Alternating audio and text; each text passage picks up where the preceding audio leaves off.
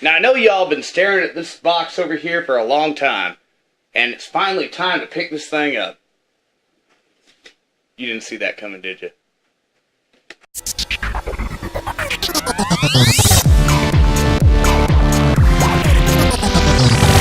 Hi there, Adam here. Today we're going to do an XDA unboxing of the Samsung AT&T Galaxy S4.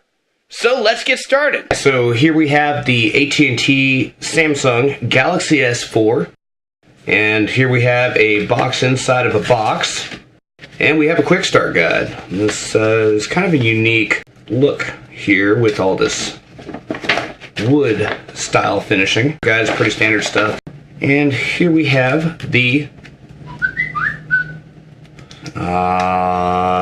here we have the Samsung Galaxy S4. Texting and driving, it can wait. Looks pretty darn similar to the Galaxy S3. As you can see here, pretty much everything is about the same dimensions. It wouldn't surprise me if maybe you could fit some of the same cases on the device. You have nothing to lose, health, safety, and warranty guide, a white USB cable, this is micro USB, headphones with play and pause, as well as volume up and volume down buttons. These are standard earbuds with 4 poles, so they likely also have a microphone as well. Yep, microphone hole built in right there. 5-volt 2-amp charger with USB port. And finally, we have the battery. This battery is a 2600 milliamp hour battery at 3.8 volts. And let's turn it on. Here's they put a black finish over the front of it. Alright, so this is running Android 4.2.2. We're running a 3.4 kernel. So let's turn this thing right back off. So we're going to start by removing 1, 2, 3, 4, 5, 6, 7, 8, 9 screws.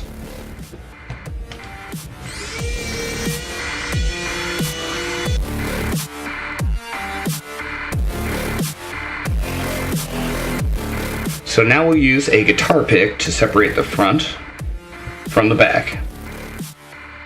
Now we'll begin removing these connectors that are securing the board to the device. This is a pretty interesting camera module. You'll notice that usually what you see on these devices is there will be a cover right here on the device on the back panel. But in this case, what they've done is they've actually made the camera module completely self-contained. And that's kind of a new technique. I've never really seen that before. And this is the full camera with lens, cover, and everything required. So I kind of like this because there's no dust going to get inside of this. And now we can remove the micro SIM and SD card shield. And let's go ahead and remove this EM shield as well.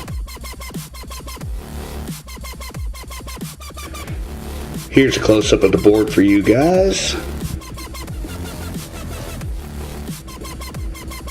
The first thing I'm noticing right offhand is that there are no real impact areas here, and that is very different from anything that I've seen on a Samsung device before. Alright, so this T-Mobile and the AT&T versions are the exact same board. And these each represent a binary number, a 1 or a 0. What's going on here? These ground? Okay, so this is ground over here. And then we have a pad that you could solder a resistor to, like, you know, that or something like that. And then it goes straight across and then goes back out to ground. That doesn't make a lot of sense. Now they did the same thing right here. We have ground on that side and ground on that side. So what is the purpose of this component here? Is that just spare?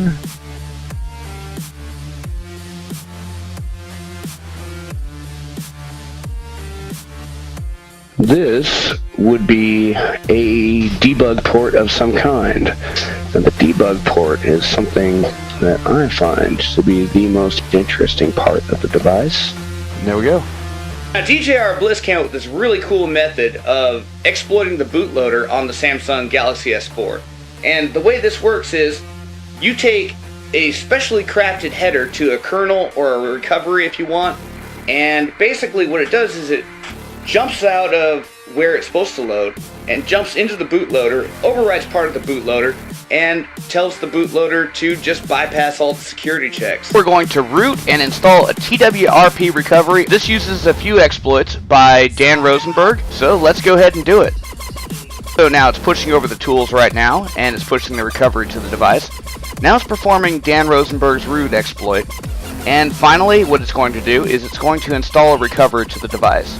Now we can hit OK to reboot, and we have a win. So yeah, I mean, it's just that easy for now.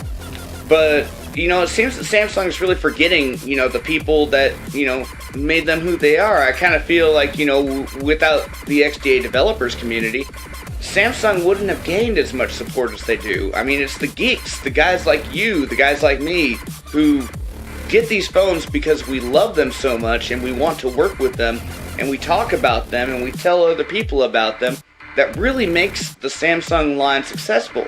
But without that, where would they be? I'm just saying. I think they're really forgetting where they came from. That's about all for this episode. Don't forget to subscribe to this YouTube channel and add me to your circles on Google+. Go to plus.adamoutler.com. And remember, if you can't do with it as you choose, it's not yours. Hack on.